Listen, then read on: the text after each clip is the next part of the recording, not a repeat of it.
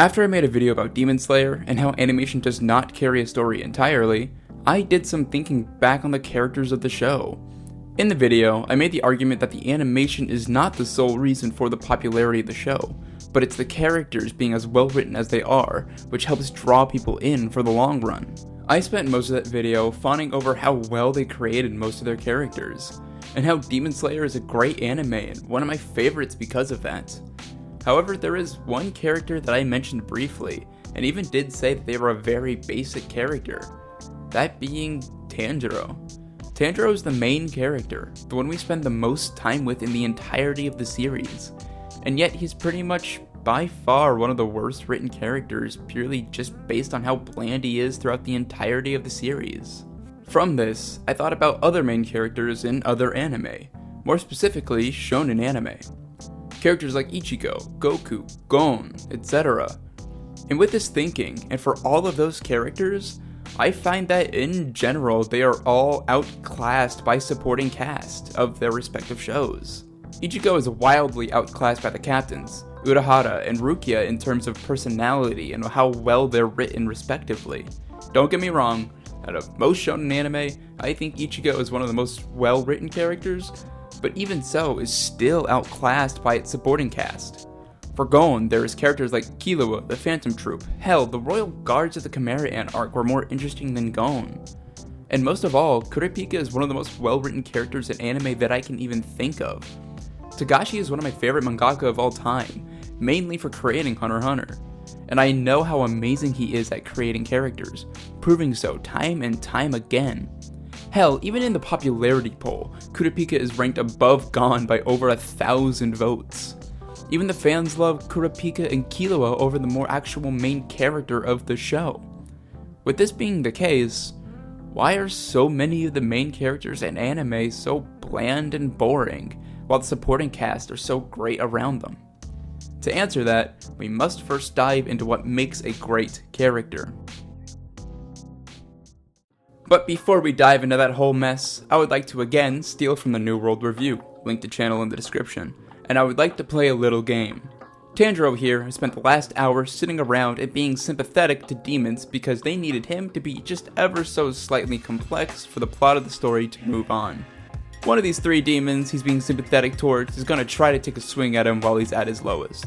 You must choose which demon is about to try to split Tanjiro in two to save his life. If you are wrong, you must watch Tanjiro be decapitated and then like and subscribe for more videos like this in your feed.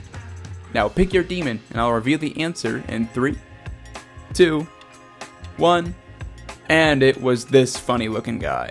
If you got the answer wrong, you must comment below on that answer you had and subscribe. Thank you very much, and now back to the video. A well-written main character is one that is hard to come by.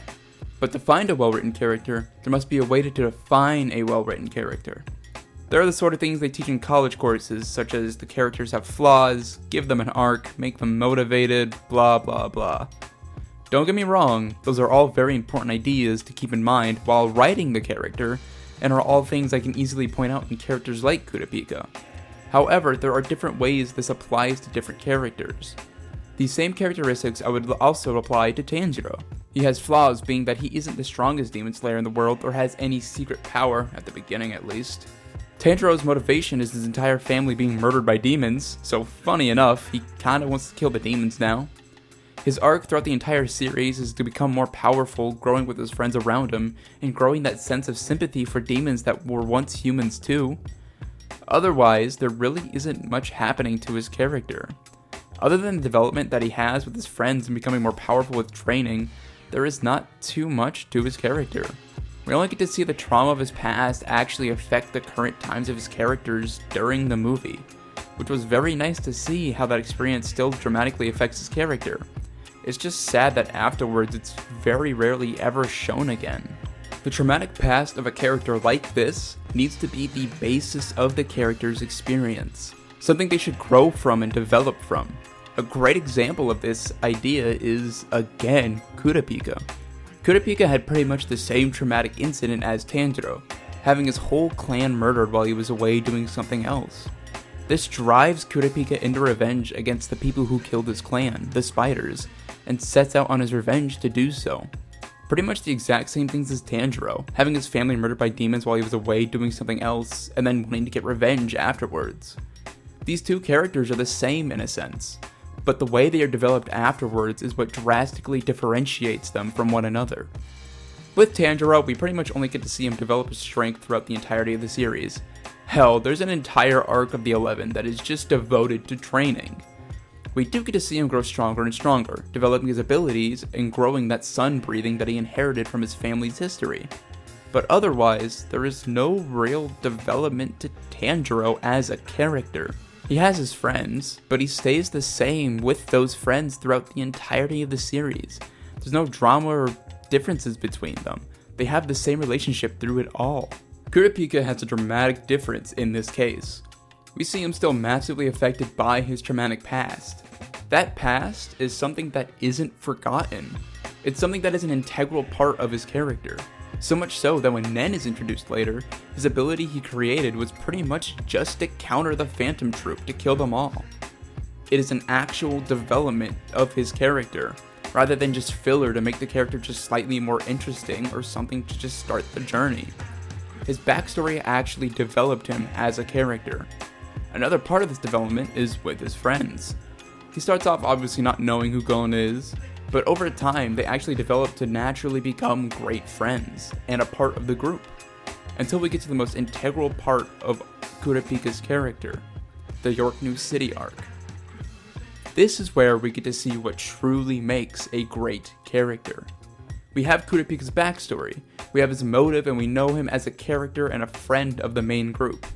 However, with the York New City and the reintroduction of the Phantom Troop, everything changes. Kurapika has already left the main group at this point after the Hunter exam, but we focus on him a lot through this arc. It is a reminder of Kurapika's past not being forgotten. We get so many scenes with Kurapika and his mission of recollecting the eyes of his people and killing off the Phantom Troop. We see his development through this arc to be unforgiving and uncaring of the Phantom Troop, so much so that he actually pretty much beats them out entirely, killing off 2 of the members. He's so close to completing his mission, until he finds out that his friends, Gon and Killua, have been captured by the Phantom Troop. Kurapika has the Phantom Troop leader captured, the supposed person that led to the massacre of his entire clan. All of his childhood friends and family in his hands are able to kill him at any given moment. But he gives up the chance to do so for the opportunity to save his friends. This shows his character development more than anything else in the entire series. He wanted to kill Crollo and had every right to do so, but cared more about his friends than doing that, learning to give up some of his past trauma to save his friends. However, he doesn't give up his past entirely, which is very important to remember. Kurapika is still hell-bent on killing the Phantom Troop and collecting the eyes of his clan. However, he was able to give up that opportunity for the sake of others, showing his development from what he was at the beginning of the series.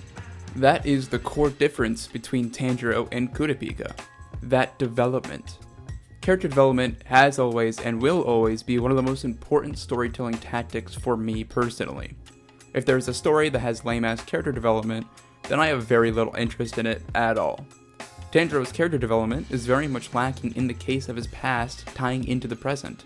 You pretty much could have dropped us into the story with us just knowing his family was alive and Nezuko was turned into a demon, and pretty much nothing would have changed. His family dying was just sort of a plot driver, and that was it. For Kurapika, his family dying was much more than just a plot driver. It was a part of him as a character, something that was revisited later and actually mattered much later in the story. We got to see him get his revenge and have the opportunity to fully enact his revenge plan, killing Crollo, but he still chose his friends over that opportunity. His character actually developed. But regardless of everything I've said here, I still absolutely love Demon Slayer, and I also very much love Hunter x Hunter. They are both great anime, and have different things that are good and bad about them.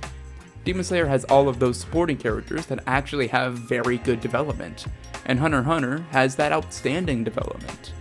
The characters are different, but the idea of it's the same. The overall idea is pretty much this. Good anime can have flaws, and that's perfectly okay. Thank you again so much for watching. This was another case of a brain dump on my end, so if there are a lot of ideas that are sort of bouncing around everywhere, I apologize. Just one more time, if you liked the video or just liked hearing it in the background while you play League, hit that like and subscribe button for me. Most people who watch the videos aren't subscribed, and it would actually really help me out if you do. Again, many thanks for watching, and I'll see you next video.